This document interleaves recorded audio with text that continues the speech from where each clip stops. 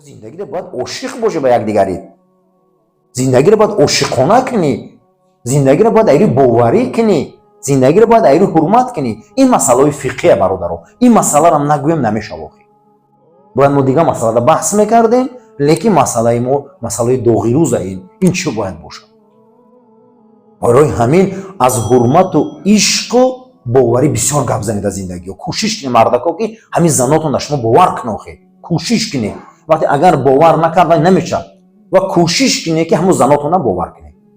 همین در باوری دروی نشون تی در این حیات شخصیتون که شما هم خودم نیستی. برای که بسیاری بچه هم بیرهن، هر زنکا خودی رابطه میکنن، کثافتن و زنکا باورشون نمیکنن. همین فکر کنین که همین زن تا به یک مرد قپیدی، همون قد زندگی میکنی در تلفن. انا فکر کن که همون زنک تر قد یک زنکی بگونه قپه. هر دیش یک یوخی وای هم بیچاره انسان تا هم انسان هم خیلی فرق نیست و زنی مرشد غلامی موای. همین مسئله رو بینین، گل هوسی نکنین. انسان یک مراتبه فکر میکنه اویلادار میشه وای انسان فرزند آدمه وای هم پدرش 18 ساله کرده مو داده وای بیچاره کلام کرده ایق ارزو حواس کرده وای باید با هورمونش بازی نکنیم اخی با هورمونش بازی نکنیم برادرو. همین مسئله رو جدی بینی چون ای درد دل مو گپ میزنیم. اکنون اشاره آیه مبارکه یک دقیقه دو دقیقه باشه گپ میزنیم که آیه مبارکه در چی دلالت میکنه. جنگ بدر تمام شد. پیغمبر خدا صلی الله علیه و سلم گفتن بعد 10 تن از یاری بهشتی شفاعت من برای نفرای میرسه روز قیامت که در جنگ بدر قتل من بدن و بعد 10 تن از یاری بهشتی اون کسایی که در بدر شهید شدن گفتن اولین انسان‌هایی در ایمان میخزن روز قیامت. ایمان شما با او برابر نمیشود. صحابه دیگه هم آرزو کرد که یک بار دیگه می صحنه بیاید ما هم خیلی شویم. یک بار دیگه می کار شود. یک بار دیگه می کار شود. یک سال بعدش احد شد نصفش گریخت. یعنی که انسان وقتی یک چیز را آرزو میکنه با میگریزه بسیار اینو. این همین خیلی برادر همینه. باید انسان در آرزوش بسته. الله جل و علا شانه گو ولقد کنتم تمنون الموت. شما نبوده بعد جنگ بعد آرزو میکردی که کاش قتل رسول الله میشدیم، کاش که قتلش میشدیم، کاش که قتلش میشدیم، کاش که قتلش میبودیم، کاش که من قبل ان تلقوه در احد آمدن یک فتنه منافقین قد 300 کس گرفت. با شکست خوردن چی گپا نگفتن همین رفتن.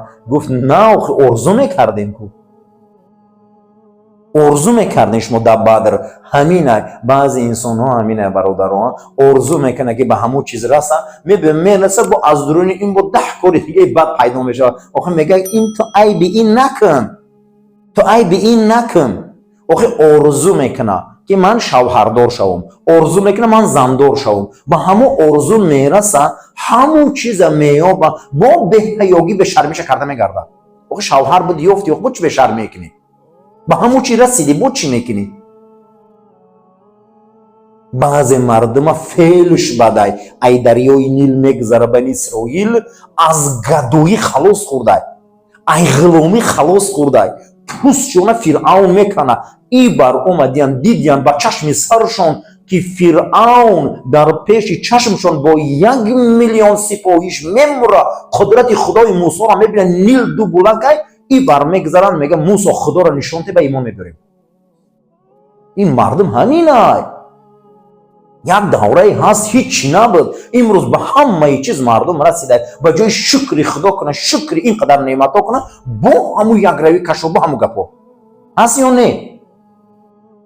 به همه نعمت اکنون دوره هست دیگر. دوره یک جویگی، یک دیلی، یک فرهنگی، یک دینی. باید ما یک دیگر را فهمیم. با میخیزن همون دوره تور و دوست و بلغا با منطقه و منطقه جنگ گروهی و با همون کارو. خدا میگه روتون سیون نکنی شما لعنتی ختون ای بی ختون ای تمامی افق پوری کار، تمامی افق پوری پول، همه جا به جای رو ایدون زندگی کار و چوی یک دیگر دوستاری حرمت و احترام ای قفای پاکیزگی با همون کار. 30 سال مردم از فروختن نشعه یگان منفعت ندید. ترمه ها پر شد، حالی هم نشعه جلو پره هست یا نمیکن. خداوند ولقد کنتم تمنون الموت. شما میگه ما مسلمانیم، خیلی چه یک جویه شمی خیلی چه، دروغ نگوین. میگه شما خدا زده اید، شما خدا لعنتیه. هم خلاص یا نه؟ میگیرن میبیار همه شرایط هم میکنه، با یک کار دیگه پیدا میشه بینش، با یک کار دیگه برآوردن. نه ای بی خودتان، ای صحابه شما خودتان چی با که وقتی آرزو کرده در بدر که خدای رسول الله میشد، چی با کوهی روما در پیامبر توقع پرتفته، دویده به سوی غنیمت که اومدن همه تا کشتن، چی با کرده این کارا؟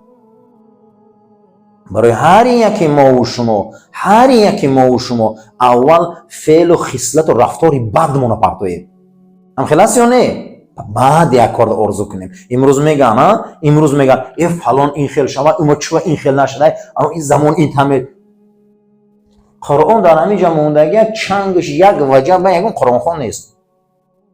تا بیگه هر درسته های یکون ما ندیده مردم میره که میرزم کلانا امروز بیایم باشه 2 کس 3 کس 4 کس هم کیای گناه گرده میجا که ما خدا قرآن ما را امر کرده است. شما خودتان آرزوی قرآن میکنه، میگه پیر قرآن شما آرزوی درس میکنه کو تا بگر مردم شیشته درس گفته و هیچ کس نیست. دروغ نگوی. میگه شما را قلبتان خودتان رسوا های، شما خودتان همین خیل انسانای بی معنیه. انا همینه خداوند در منافقین صحابه گفت در همون زمان سردارشان عبدالله ابن ابی بود. بعد تمام شد همه فخس کرده گپ زده. وقتی که میبیوه کار بود میشوه، کار سر میشوه، برای خلاصه که کاری خیر ده آدم‌ها را گپ میزنیم، بعد کاری خیر بسته میشه و 10 کسی پیدا میشه. این نگفته ما رو ما همجا بدیم. این همین آیت منش نکنه. میگه شما فعلتون ای بختونه، میگه نگوی این گپا رو، نگوی خوبترش نگوین. یعنی که همین هم چی بده است؟ مکروهی تحریمی بده است. یعنی که هر کسی که در درونی نماز این آیاتش نبروره تلفنش ویبرات شمونه غرس کنه، نمازش مکروه تحریمی است. بعد همون کوشش کنه که همون را هم خلم نمونه که خاموش نتیه. دویم یک مراتبه کشتن اجازه دادیم. فتوای امروزه عالم اسلام مصر که اگر در بدنتون تلفن زنگ یک بار کشتن حق داره، دویم بارش نمازتون فاسد میشه. من میتونه که دستانم تا دراز کنی بروره کششه، یا میتونه که همون تا جقشه مرا میکنم کنه، حق داره. همینه یک مراتبه ده. دویم بار نماز فاسد میشه. سیمش تلفن رو احتیاط کن برادر، در وقت نماز دیگرتون غم نتی، آزار نتی، حرمت کردن در کارای. وقت صحبتون میره و انسان با تلفن صحبت میکنه، قسم به خدا چندین تا شده میجا ما آواز اویلا و زناشون رو فهمیدیم که گپ زدیم. و هم خنیش میترسیم اویلاتون. شما جوان مردی و چی نشون میده جاتون که ما در فلان رشتگیم؟ خیلی کشه پرتوی نترسه. این همینجا ما صحبت داریم و از اونجا اویلش گپ زد آواز نه کمد است. خیلی کم تا مردک باشه شما برادرها. خیلی نکنین بسیاری بعد اچاد نتین اویلاتون دا. این در یگان جا آمدگی نظر فقی ما مردک ما خیلی نخواه همین خیلی باشه، بعد 10 باشه فهمیدستم اگه مجبور میشون میگم وقتی امری معروف و دعوت های و پرگه کشه یا نویسه که ما در مسجدیم. تمام اسلام میگه در زندگی باوری نباشه، در زندگی محبت نباشه، در زندگی حرمت نباشه، او زندگی را برهم ته. این قرآنی ماه همین باور نداره در یکدیگری، محبت نداره در یکدیگری، حرمت نداره در یکدیگری، این آدما جهنمی میشن. زندگی نامه زید ابن حارثه را قطعی مادرمون زینب بنت جحش خانه، این بچه خان رسول اکرم بود، اینش دختر عمه پیغمبر خدا. یا دیگرش حرمت نکردن، انم خیلی بود باوری نکردن. به درجه رسیدی پیغمبر گفت زید دوزختی میشی. بچه‌م سرتشه، بچه خانش بود. سر داد زینب مادرمون، ایدهشون برآمدن و زینب خشون گرفتن جناب پیغمبر. یعنی برای چی گرفتن؟ در اسلام بچه خواندگی هم نیست. بچه خون و آتخون نگوی، نکاح درست است. یعنی معنی گپ چیه؟ زندگی ده حرمت نباشه، زندگی ده باوری نباشه، زندگی ده که احترام نباشه، چون میکنم که زندگی رو خیر؟ باید باوری کنن ما در کجاییم، باوری کنن ما آدمای تازه‌ایم.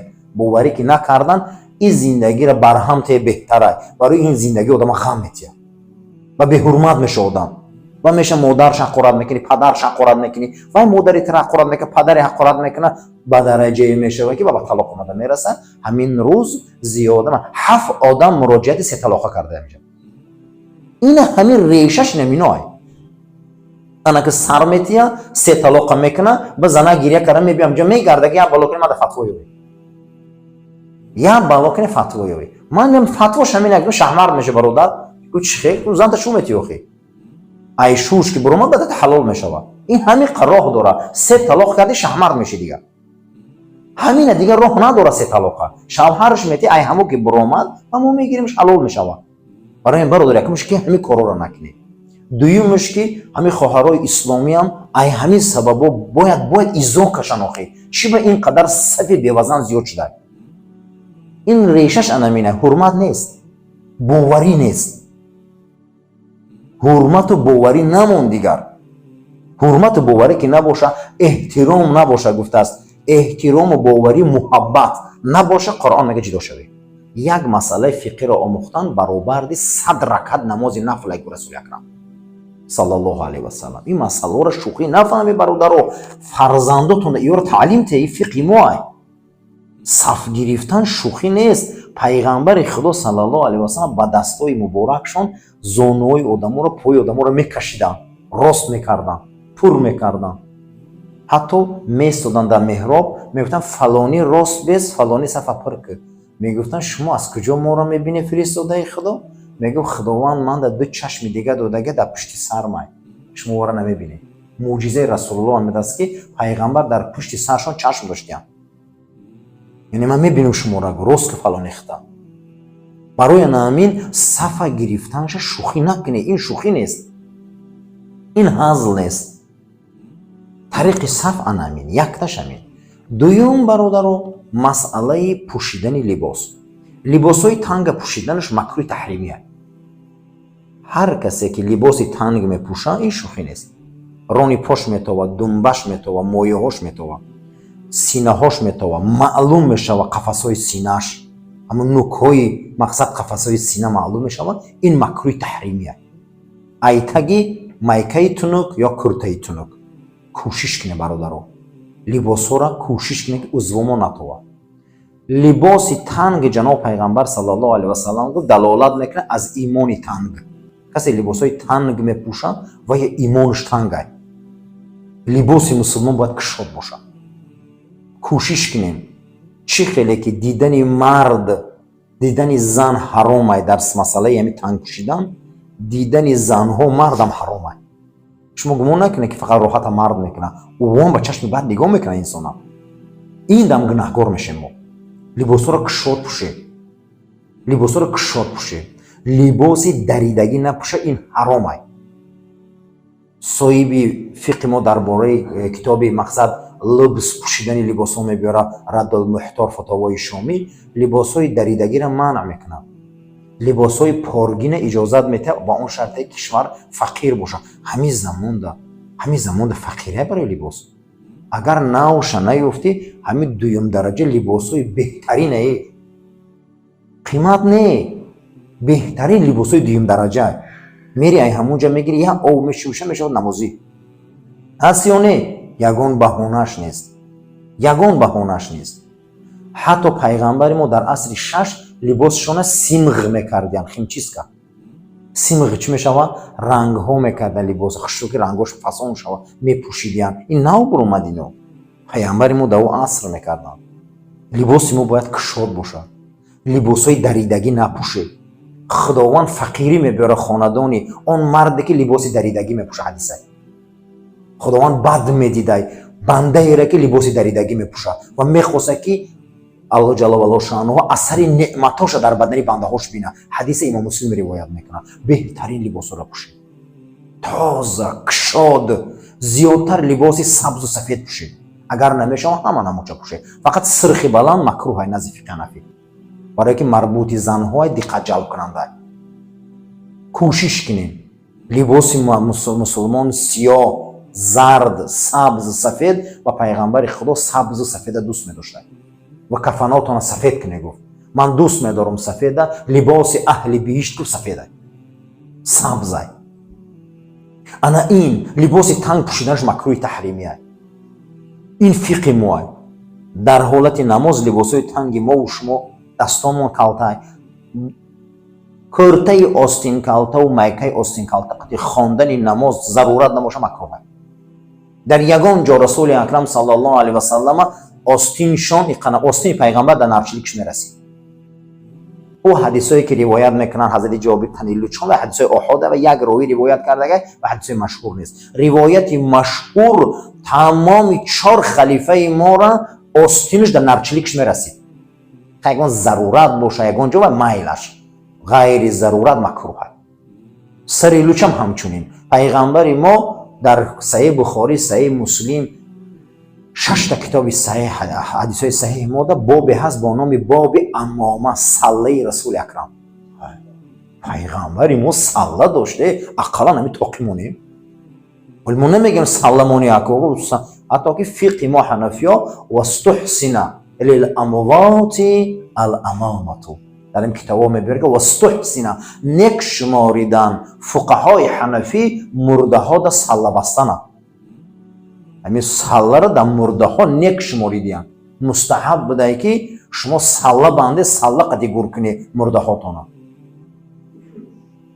ака ози ҳамин мурдаҳои мо набандан дига зинда салла намебандак. ҳамин мурдаҳоро ба салла гур накуна ин зиндаҳо талхафа метарсани ай либоси расул метарсем.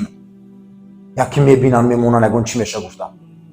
пештара муисафеда я саллаи хушрӯ доштан охи ҳамун ба салла бозор мерафтанд. ба салла рафта савдо мекарданд. саллаҳошон буд.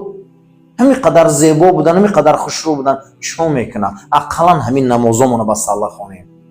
дар ҳамаи саҳеҳ, дар тамоми китобҳои саҳеҳи ҳадисои мо боби ҳаст бо номи боби амома. боби чӣ? амома салла. пайғамбари акрам гуфта ҳар касе як ракат намоза ба салла мехонад баробарди 70 ракаати бесалла савоб дар назди худо. ҳамин намозҳоро мо барои чӣ мехонем? ин ҳамҷо салларо мондаги мо барои мурдаҳо бошаме. ақаллан ҳам муисафеда ҳамин намемонда вақти намоз. ай ҳамун ҷо мо овардем, ҳамин ҷо мондем 3-4 дона ки давҷо ки ҳамино салла монанд. ана ҳамин ин суннати расули акрам ай. барои ҳамин либоспӯширо мусулмон бояд аҳамият бародаро. ҳама намуд либосо пӯше, даридагиша напӯше. ин замон бисёр дар замони бадавлатӣ ай. вай замони халифагиҳо нестан бечора ӯ замон набуд. ҳама намуд либосо пӯше, тангша напӯше. ҳама намуди либоса пӯше, даридагиша напӯше.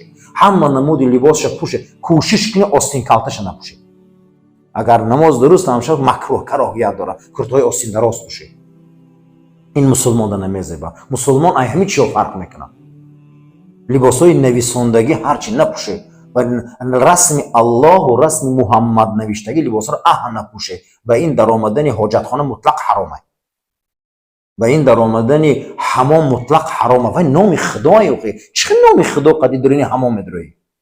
ин масъаларо бародаро ҷиддӣ бинем. ин масъалаҳои муҳим аст. чорум масъала масъалаи телефон аст бародаро. ина масъала ин шӯхӣ накунем масъалаҳоро. бисёр дар ҳолатҳои даъват, дар ҳолатҳои намоз ҳамин телефонҳо мардума ғам метиҳанд. тибқи фатовои имрӯза уламои азҳари миср ва уламои кувайт, уламои саудӣ, уламои покистон, уламои зоҳидон маҷмӯан фатво доданд. ҳатто ки телефона дар ҳолати вибрятсия дар намоз мондан дар бадан агар ғиррас куна ҳамия макрӯҳи таҳримӣ буда.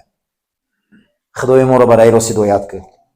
аз офату бало кулфатҳо моро нигаҳбон бош. оқибати кори моро ба хайру имони моро ба саломат гардон. омин ё раббал оламин. сафора рост гиред, телефонҳоро хомӯш кунед, омодаи ба намоз шавед.